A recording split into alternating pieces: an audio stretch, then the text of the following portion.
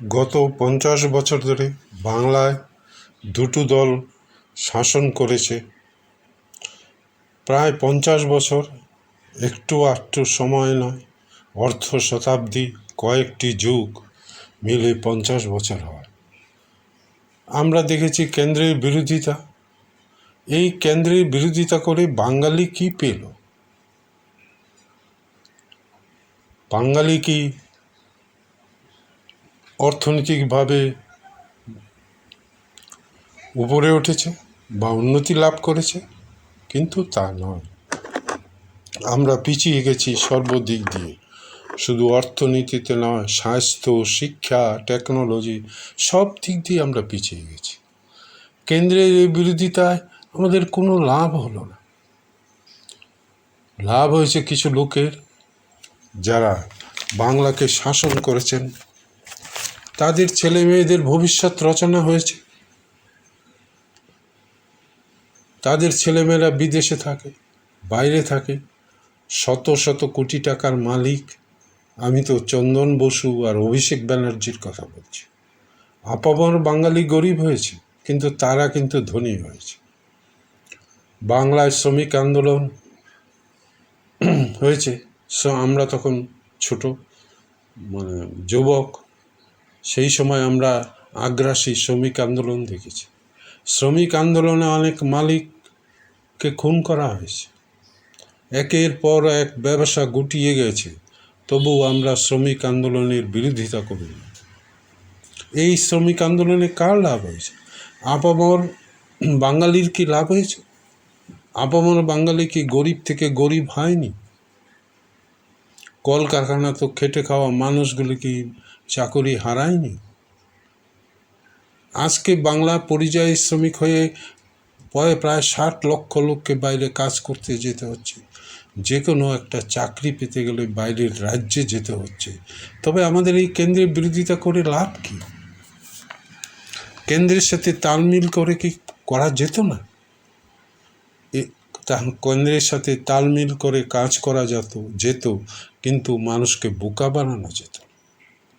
মানুষকে বোকা বানানো যায় কেন্দ্রের বিরোধিতা করে। কেন্দ্রে যে অর্থ এসছে তা কাজ করার জন্য পরিশ্রম করতে হয়। নরেন্দ্র মোদী সরকার এইমসের মতো ১০০০ সিটের বেডের হাসপাতাল দিতে চেয়েছিলেন। সেই হাসপাতাল নেইনি। কয়েক হাজার লোকের চাকরি হতো তো। এনএসজির জন্য জায়গা চেয়েছিলেন, আমরা তা দেইনি। কেন্দ্রের আয়ুষ্মান প্রকল্প পাইনি। কেন্দ্রের অন্যান্য প্রকল্পগুলি আমরা পাইনি। আর যেগুলি পেয়েছি সেগুলি লুটপাট হয়েছে। রেশনটা আমরা নিয়েছি।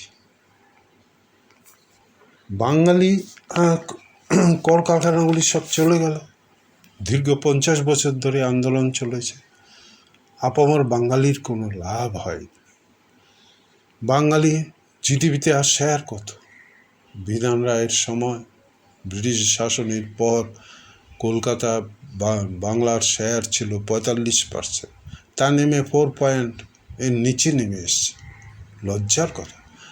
আগে ১০০ টাকায় ৪৫ টাকা। ভারতে মোট উৎপাদনের ৪৫% ছিল বাংলার।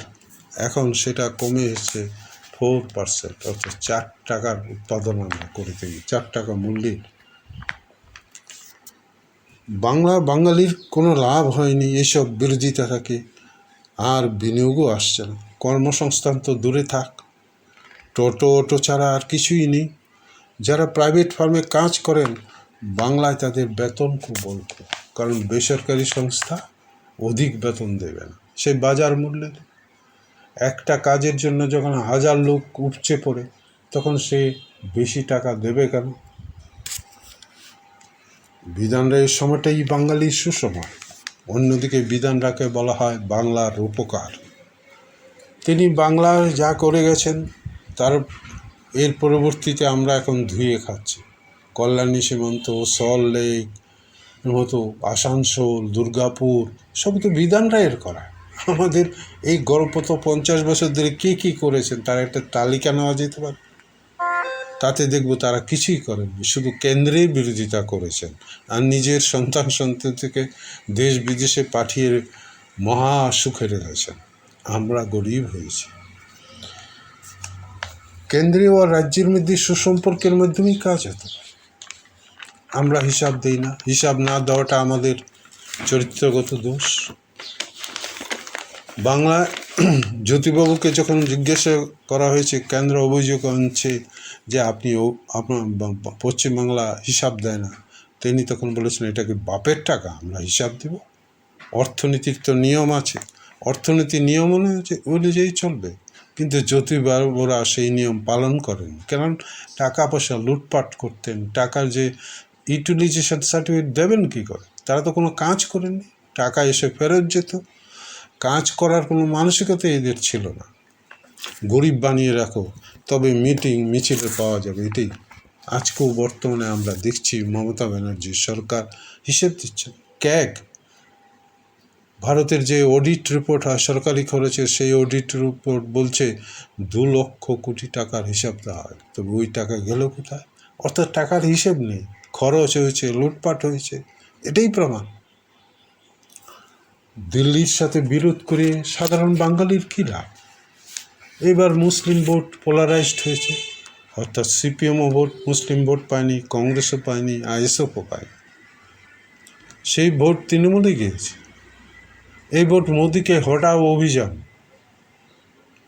মোদিকে যদি হটাতে হয় তো মুসলিম ভোটকে একত্রিত করতে হবে, এটাই এখানকার পশ্চিমবাংলার বিজ্ঞান।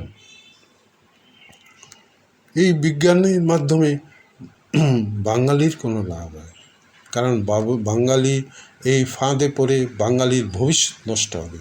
আমাদের ছেলেমেয়েরা কোথায় যাবে? আর এই ফাঁদে পড়ে বাঙালির বাজেটের অর্থ নানা ভুল পথে খরচ হচ্ছে, উন্নয়নের কোনো কাজে লাগছে না। আগে ছিল 35,000 ইমাম, এবার হয়ে তার সংখ্যা ধরেছে 40,000। আর এই 40,000 মসজিদ রয়েছে, তাদের বেতন বেড়েছে।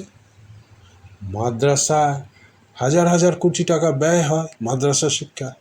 বাংলাতে মাদ্রাসা শিক্ষা, বাংলা বা ভারতবর্ষে মাদ্রাসা শিক্ষার কী প্রয়োজন? আরবি শিক্ষার কী প্রয়োজন? ধনী দরিদ্রকে অস্বীকার করে মুসলিম সমাজকে বৃত্তি দেওয়া হচ্ছে। বৃত্তি দেওয়া ভালো, কিন্তু গরিব ছাত্রদেরই দেওয়া ভালো। যারা ধনী এবং পড়াশোনা খরচ চালাতে পারেন তাদেরকে দেওয়া হবে কেন? বৃত্তিটা তো এমন হতে পারত, অর্থনৈতিকভাবে পিছিয়ে পড়ার লোককে হতে পারত, তাতে হিন্দুরা গরিবরাও পেত, মুসলিম গরিবরাও পেত, সমাজে মঙ্গলজনক অবস্থান হতো। একটি প্রবাদ আছে, মূর্খরা গোবধেই আনন্দ পায়।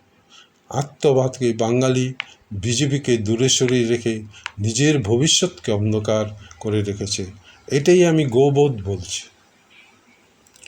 আমরা শিক্ষায় পিছিয়ে পড়েছি, অর্থনীতিতে পিছিয়ে পড়েছি, স্বাস্থ্য, সড়ক পরিবহন পরিষেবায় আমরা পিছিয়ে আছি, তাই কলকারখানা আসছে না। যখন এই কাজগুলো উন্নত হবে তখন কলকারখানা আসবে। আইন শৃঙ্খলার পরিবেশ তো একদম নিম্ন জায়গায় পড়ে গেছে, ডাকাতি হচ্ছে, খুন হচ্ছে, ঘর বাড়ি জ্বলছে। একটাই বিষয় যে এরা বিজেপি। 7 খুন মাপ, পুলিশ কোনো ব্যবস্থা নিচ্ছে না, পুলিশেরও তোলাবাজ নেতাদের অধীন। পৃথিবীর জিডিপিতে মহারাষ্ট্রের পজিশন 15 নম্বর, ভারতের জিডিপিতে মহারাষ্ট্রের অবস্থান 1 নম্বর। তারা তো উন্নতি করেছে, আমরা কেন পারলাম না? তামিলনাড়ুতে সমস্ত কোম্পানিগুলি যাচ্ছে, এলন মাস্ক, আমেরিকার বড় বড় কোম্পানিগুলি। আমরা পারিবারিক শাসন ফাঁদে আমরা পা দিয়ে রেখেছি। এখানে পরিবার রাজ্যের কথা ভাববে না, দেশের কথাও ভাববে না, আপনার কথাও ভাববে না। আত্মঘাতী বাঙালি গরিব থেকে গরিবই হবে। আমরা জিএসটির বিরোধিতা করেছি, জিএসটি তো সারা পৃথিবীতে চালু আছে, সারা পৃথিবীর সাথে তালমিল করে চলতে হবে। নোটবন্দি করে পাকিস্তানকে ধুষিয়ে দিয়েছি, পাকিস্তান